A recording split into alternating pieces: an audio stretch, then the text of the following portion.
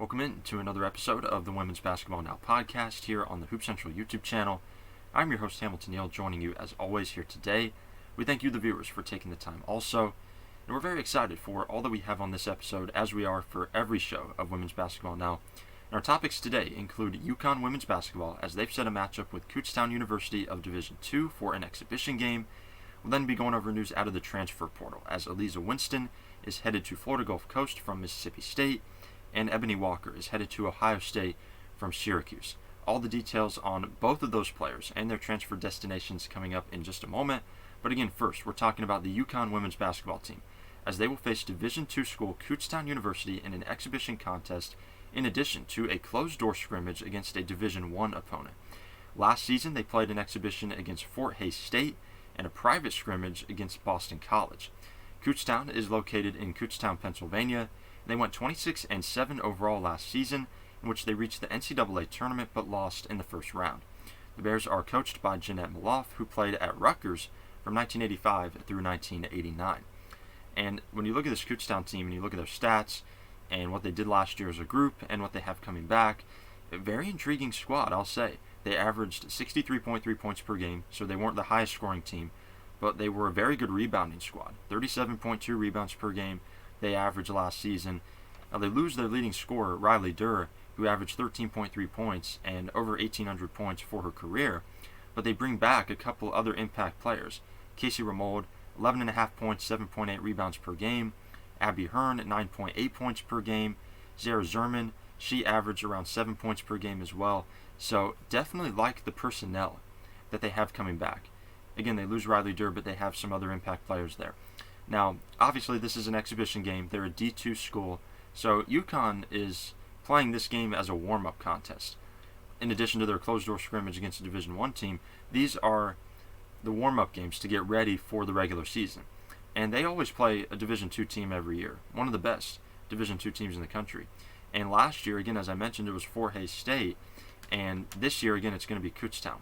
Now, Jeanette Maloff, very good head coach, again, as I mentioned, former player at Rutgers from 85 through 89, and she's going to have the group ready. But this is going to be a big UConn win, obviously, like all exhibition games are for Division 1 schools, especially big-time Division 1 programs. And this is something that we saw Duke do a lot on the men's side, is play the CIAA champion or the NCAA Division 2 champion, and UConn has done the same kind of thing, playing a high-profile D2 school. But again, in the end, going to be a big UConn win, but good for the D2 schools. I mean, they get a lot of exposure out of this. You know, they get a lot out of playing a school like UConn. So even if they lose the game, they're still getting that exposure. They're still putting their program out on the map a little bit, because it's not easy as a D2 school to get called up by UConn. You know, you never know who they're going to call, but if you're one of the top programs like they are, then you're going to get that call. And it's going to be interesting to see what that matchup looks like. Again, it's just going to be a warm-up game, but they're a pretty good team.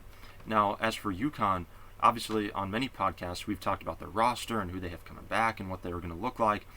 And obviously you have Paige Bueckers, AZ Fudd in the backcourt. Those two hopefully are going to have a full season healthy together. You have Caroline Ducharme, Aaliyah Edwards is coming back, Dorka Juhas is going to be back. Hopefully we see Amari DeBerry take that next step. Nika Mule was Defensive Player of the Year last year in the Big East Conference. They have Lou Lopez-Senechal coming from Fairfield. So this is a complete roster. This is going to be yet again a deep team, but it's going to come down to how comfortable Gino Auriemma going to be at going into the bench, because last season we saw even a player like Caroline Ducharme during the NCAA tournament not play too much. She got a lot of time when Paige Bueckers was out, but when they started to get healthier, she started to hit the bench a little bit more. But I don't expect that this year. I expect her to get a lot of playing time because she earned the trust of Gino Auriemma and that coaching staff, and to see her on the wing with Paige, with AZ, with Aaliyah Edwards and Dorka Juhas, I think that could be a very, very high-scoring, impactful lineup. But then again, you have Senechal, you have Nika Mule, who I think will come off the bench and be the spark plug that she's been the first 2 years. So Gino's going to have a lot of different combinations. You can go back and watch one of our older videos where we talk about UConn's roster and the projected lineup and all of that stuff. But bottom line is they're going to have at least the second best team in women's college basketball this year, because we expect South Carolina to be the number one team ranked in the preseason. And I feel like, obviously that's accurate, but UConn is at least going to be number 2. I think that's the early projection for Charlie Cream of ESPN, for everybody else, is that it's going to be South Carolina, and then it's going to be UConn, just like it was going into 2021. So it's going to be very, very exciting season coming up. Obviously, this summer is moving by really quickly. I don't know about you guys, but we're already at the start of June, and things are moving quickly. So the summer workouts have begun for UConn, for many top programs across the country. Just light workouts at this point, nothing intense like we're going to see in August and September, October going into the fall, but just for players to get acclimated. And the freshmen are now on campus. Ice Brady and Ayanna Patterson are there, and they're taking part in this. And obviously still sidelined Caroline Ducharme as well as Dorky Uhas, but those two players should be back by about August or so. So very excited to see what UConn does again in that D2 game against Kutztown. That's obviously a strong opponent, but again, it's an exhibition game. So don't expect as much from Kutztown as far as competing with UConn, but again, some significant news, again, as far as the summer is concerned. Any piece of news out of women's college basketball, and especially UConn, we're definitely going to talk about. So UConn facing Kutztown at a Division II in an exhibition game. Now let's talk about the transfer portal. Obviously, things have started to wind down as far as transfer portal is concerned because players just haven't been able to move that much since May 1st.